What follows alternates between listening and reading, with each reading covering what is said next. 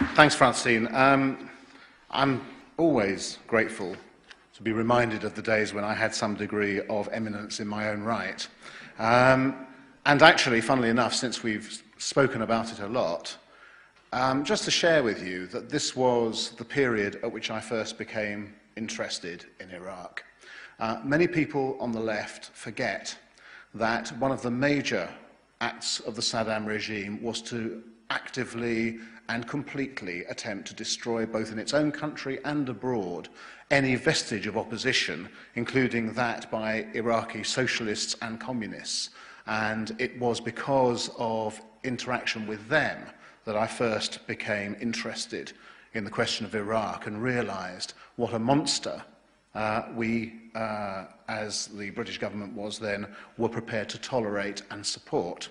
And I would submit to you that actually that toleration, that support, that live and let live of Saddam over the years has cost very many more lives in the long run than our invasion of Iraq will cost in the long run. In fact, it's very difficult to see how it could be otherwise. But I'm not going to talk about Iraq very much, because this is about whether or not a preemptive foreign policy is a recipe for disaster. And the suggestion I'm going to make to you is that a largely or purely reactive foreign policy is certainly a recipe for disaster. In fact, we don't even have to speculate about it. We've had a reactive foreign policy, we've had reactive foreign policies for many years, and it has been responsible for many of the disasters that we've seen in the last 20 or 30 years. But first, a kind of note about psychology. There's a study just been published by an academic at Columbia University and an academic at Edinburgh University about how people reacted on and react in times of disaster. Most people believe that if you go to the scene of a large fire, you will find most of the corpses piled up by the escape doors. This appears to be rational behaviour. But actually, that's not true. If, for instance, you have a substantial fire in, say, a superstore, what you will find is that most of the bodies are to be found by the checkout counter. And the reason for this is that people like to try and pay before they escape the conflagration. This is not a joke, this is just an observation about how human beings are. When these people talked to survivors of 9/11, one particular woman that they questioned, who'd been high up in the second tower, watched the first tower be hit by an aeroplane. People went to the window, the most dangerous conceivable place, to see what was happening. And she said that her immediate reaction was, I'm going to get out of here. Now, most of us like to think that that would be our first reaction. I'm going to get out of here. When planes start hitting large buildings right next to the one I'm in, it makes sense to try and get out. But actually, large numbers of people didn't do any such thing. She saw colleagues of hers pick up the telephone and begin to telephone other people about what they were seeing, or indeed, in a couple of cases, about business matters to do with work. One colleague of hers came down many floors with her on the lift and then said, oh, I've left some pictures of my children up on the computer. I'm going to go back to get them. And that woman died. So what happens in these circumstances is that people yearn for the normal, for something they understand, for the quotidian, the everyday, for the sort of law-abiding parts of their lives. And as a consequence, large numbers of them die unnecessarily. And listening to Simon talk, I was reminded of that, because I think that Simon, in his very eloquent way, represents almost as nobody else can the woman who gets back in the lift and goes back to the top of the building.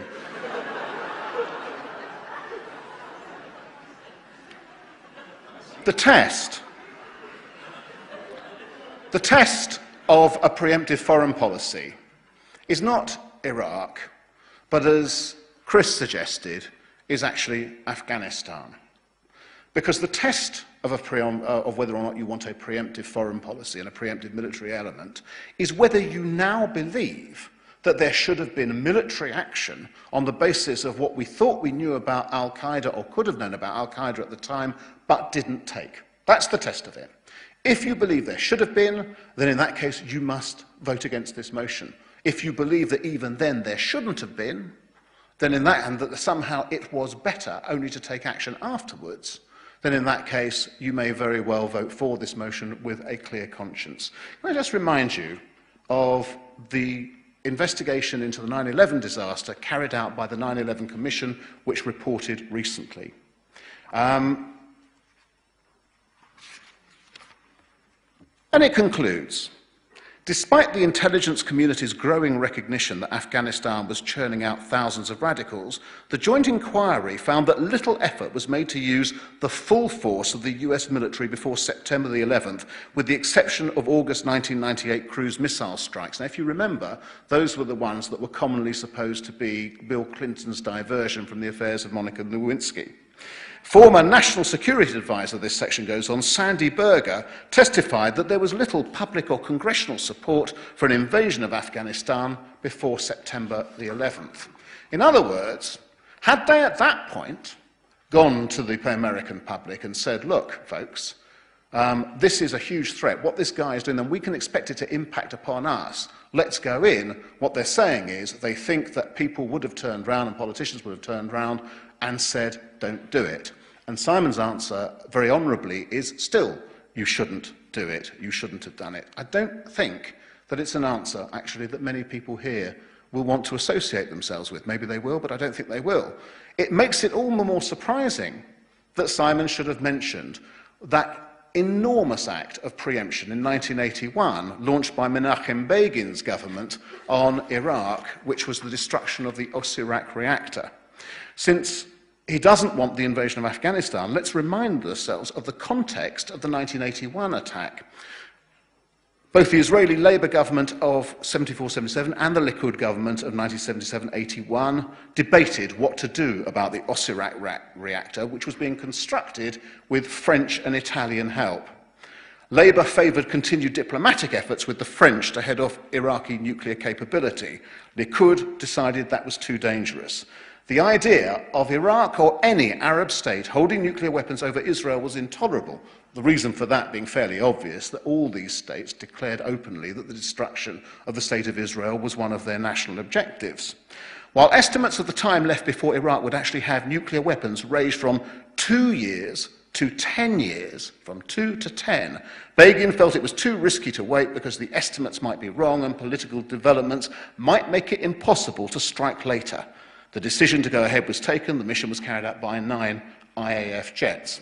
Now, you have to recall that this is a piece of preemption based on what might happen in 2 to 10 years that Simon supports, but not a piece of action to prevent, let's say, a terrorist attack of whatever magnitude we don't know. And here is the second part of the psychology.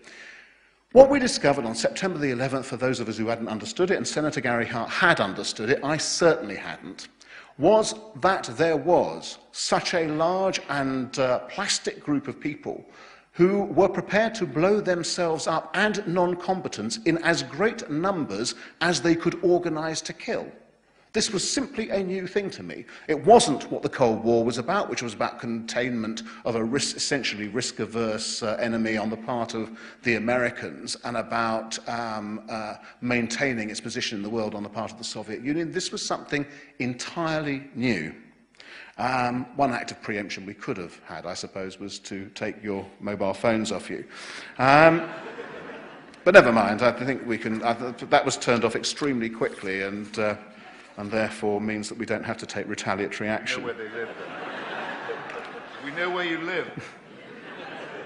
So, we were faced, and we are faced, with the fact, not just in terms of weapons of mass destruction and terrorism, but also in terms of genocides that lead to massive population shifts and to huge problems, and to, as Christopher said, to enormous moral problems for ourselves, whether or not we tolerate these things. I'm again referring to Simon's view about the situation in Darfur. It's a very honourable position, but it amounts to this: leave it alone, whatever you do will be worse. It amounts to having to sit there on the sidelines and see hundreds of thousands of people, if necessary, killed because, says Simon, you will probably do worse things in return and you will make people hate you. It is an honourable view, and in supporting this motion, you have to decide to associate yourself with it. But that is actually what you want to say. Now we do come to the question of Iraq. And the other test of this motion is this.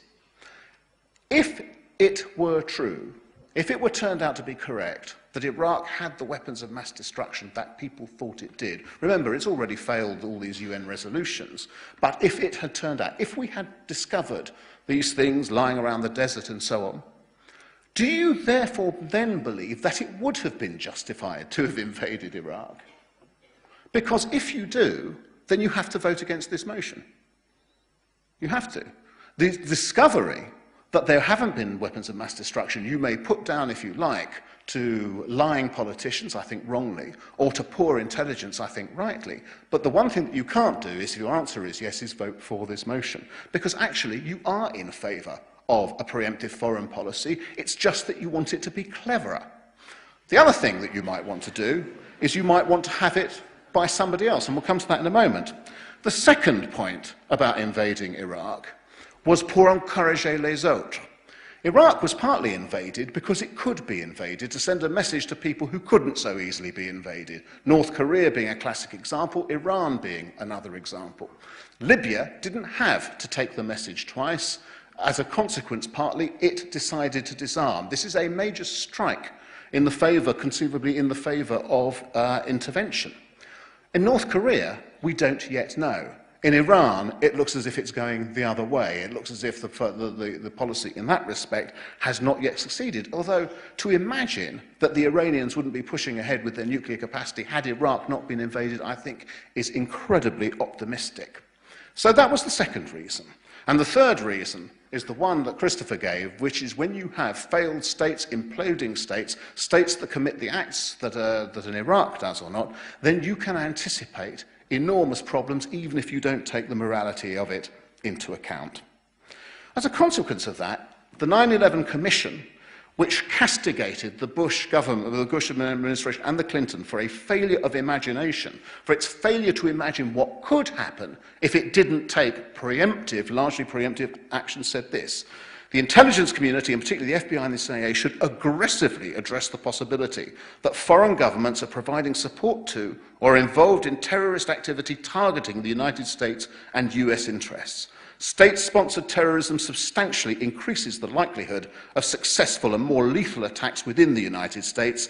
This must not be limited, this must be addressed from a national standpoint and should not be limited in focus by the geographical and factual boundaries of individual cases. Now, if that's true of the United States, it is also true of us. It is also, incidentally, though they may not always realise it yet, true of the French, of the Italians, and of every other country which could conceivably be targeted.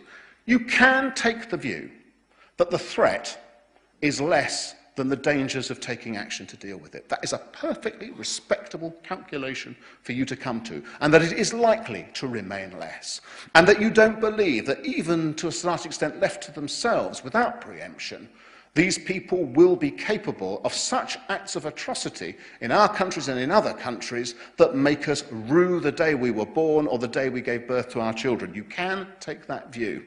I would prefer that the United Nations, being a preemptive multilateralist rather than a preemptive unilateralist, I would prefer that the United Nations came to a more realistic view of the threats that faces the nation and of the need for intervention. I would prefer there to be a multinational United Nations force with agreement, quick agreement about quick deployment to places where it was needed. In the absence of that, we have, by and large, the United States. That is a great deal better than nothing, but it does mean that we are dependent in a way which I would rather we weren't. And this brings me to my final point. The difference is not really whether or not there should be a preemptive foreign policy or not. You must have a large element of preemption in your foreign policy for the reasons I've just discussed. What is vital is also that that preemption, like any other foreign policy, is intelligent preemption and principled preemption, and that it is not characterized by Abu Ghraib, and that it is not characterized by Guantanamo, and it is not, wherever you can avoid it, characterized by helicopters who think that the best thing that they can do when a Humvee has been attacked is to fire a few rockets an hour later and bullets into a crowd next to it. Now, that may be asking too much. You can say these things are inevitable consequences and so on, but I think the intelligent application of the only right policy must really be the sort of thing that we would want to vote for. I therefore ask you to vote against the motion.